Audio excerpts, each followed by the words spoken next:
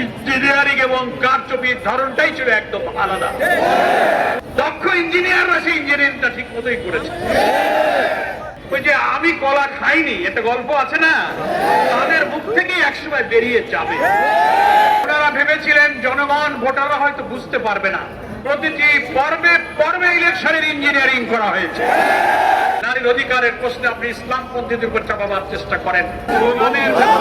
সালাম হারাই গেছে, আমি আরেকবার সালাম দিই। আসসালামু আলাইকুম ওয়া রাহমাতুল্লাহি ওয়া বারাকাতুহু। আলহামদুলিল্লাহ আলহামদুলিল্লাহি রাব্বিল আলামিন, সালাতু ওয়াস সালামু আলা সাইয়্যিদিল মুরসালিন ওয়া আলা আলিহি ওয়া সাহাবিহি আজমাইন। ত্রয়োদশ জাতীয় সংসদ নির্বাচন দৃশ্যত সারাদিন ভোটাররা উৎসব মুখর পরিবেশেই তারা ভোট কেন্দ্রে গিয়েছেন এবং ভোট দেওয়ার চেষ্টা করেছেন। সেটার জন্য আমরা ধন্যবাদ জানিয়েছি নির্বাচন কমিশন এবং তৎকালীন অন্তর্বর্তীকালীন সরকারকে। কিন্তু দুঃখ, বেদনা এবং রহস্যের জন্ম দিয়েছে ভোট গ্রহণ পর্ব শেষ হওয়ার পর, যখন ভোট গণনা, রেজাল্ট শিট তৈরি করা, ফলাফল ঘোষণা, প্রতিটি পর্বে পর্বে ইলেকশনের ইঞ্জিনিয়ারিং করা হয়েছে। অতীতের নির্বাচনের চেয়ে এবারের নির্বাচনের ইঞ্জিনিয়ারিং এবং কারচুপির ধরনটাই ছিল একদম আলাদা। ওনারা ভেবেছিলেন জনগণ ভোটাররা হয়তো বুঝতে পারবে না, ভোটাররা তো ভোট কেন্দ্রে গেল, ভোট তো দিল, কিন্তু কামটা তখন সারা যায়। দক্ষ ইঞ্জিনিয়াররা সেই ইঞ্জিনিয়ারিংটা ঠিক মতোই করেছে। তা না হলে এর কি জবাব আছে যে রাত 9:30 10টা পর্যন্ত সারা দেশ থেকে ফলাফল আসতে থাকলো। 11 দলীয় ঐক্যে জামাত ইসলামী সহ সারা দেশ থেকে একের পর এক 9:30 10টা পর্যন্ত বিভিন্ন আসনে বিপুল বিজয়ের খবর যখন আসতে থাকলো, মানুষ জন আকাঙ্ক্ষা হিসেবে অপেক্ষা করছিল সংখ্যাগরিষ্ঠ আসনে 11 দলীয় ঐক্য জামাত ইসলামী বিজয়ী হয়ে সরকার গঠনের মতো সংখ্যাগরিষ্ঠতা ইনশাআল্লাহ লাভ করবে। 9:30 10টার দিকে নির্বাচনী ফলাফল ঘোষণার সব সম্প্রচার বন্ধ করে দেওয়া হলো। বন্ধ করা হলো কেন?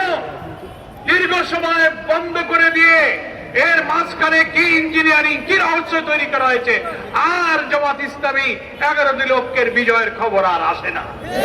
সব অল্প অল্প ভোটের ব্যবধানে তাদেরকে পরাজিত দেখানো হতে লাগলো। এটা বড় ইঞ্জিনিয়ারিং।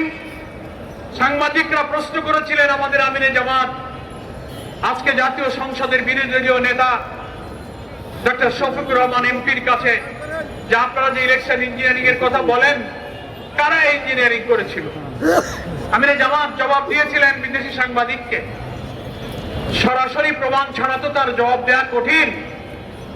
তবে অতীতে দেখা যায় যারা এই অপরাধ করে, যারা কারচুপি ইঞ্জিনিয়ারিং এ জড়িত থাকে, কোনো না কোনো ভাবে ওই যে আমি কলা খাইনি একটা গল্প আছে না, তাদের মুখ থেকেই একসময় বেরিয়ে যাবে। এই যে আমিরে জামাত কিছুদিন আগে বলেছেন, শুনেছেন আপনারা? তো আলহামদুলিল্লাহ, একজন রাজ সাক্ষীর বক্তব্যে সোশ্যাল মিডিয়াতে এসে গেছে। জামাত ইসলামীকে শুধু দায়ী করলে হবে না, সব জনগণ আপনার বক্তব্যে। রিজওয়ানা হাসান, সম্মানের সাথে আপনাকে বলতে চাই, আপনি সাবেক অন্তর্বর্তীকালীন সরকার একজন উপদেষ্টা ছিলেন। আপনি আপনার বক্তব্যের অডিওটা, ভিডিওটা আপনি বারবার দেখুন। আপনি কি বলেছেন? আপনি তার প্রতিবাদ এবং চারিদিকে যখন বিক্ষুব্ধ সমালোচনা, অভিযোগ, তদন্তের দাবি উঠল, আপনি সেটাকে ব্যাখ্যা দেওয়ার চেষ্টা করেছেন সোশ্যাল মিডিয়াতে, যে না, আমি এটা কোনো রাজনৈতিক দলকে মিন করিনি, আমি উগ্রবাদদেরকে মিন করেছি। আপনার কথাই আপনি আবার ধরা পড়ে যাচ্ছেন। আপনি আবার সাংবাদিকের প্রশ্নের জবাবে, প্রশ্ন করা হচ্ছে নারী অধিকার, নারীর ক্ষমতা, নারীর মর্যাদার প্রশ্নে যখন আপনি উত্তর দিচ্ছেন, সাংবাদিক বলছে তাদের একটা অংশ তো বিরোধী দলে আছে। বিরোধী দল শব্দটা আপনি উল্লেখ করেছেন। আপনি বলছেন বিরোধী দলে যদি তারা থেকেও থাকে, তাদেরকে আমরা মেইন স্ট্রিমে আসতে দেই। What do you mean by this type of comment? বিরোধী দল তো আর উগ্রবাদীদের মধ্যে নাই, কি বলেন? কোন উগ্রবাদী চরমপন্থীরা পার্লামেন্টে নাই।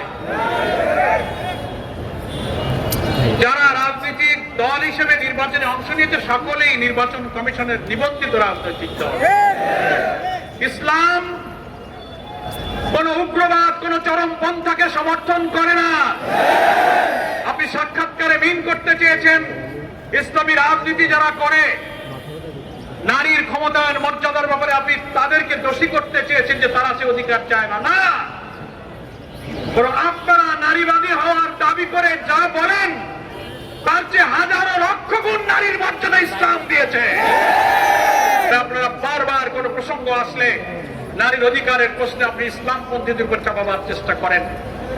আপনার এই ভুল প্রচেষ্টা, এই অপরিণামদর্শী প্রচেষ্টা থেকে আপনাকে আমরা বিরত থাকতে অনুরোধ করছি।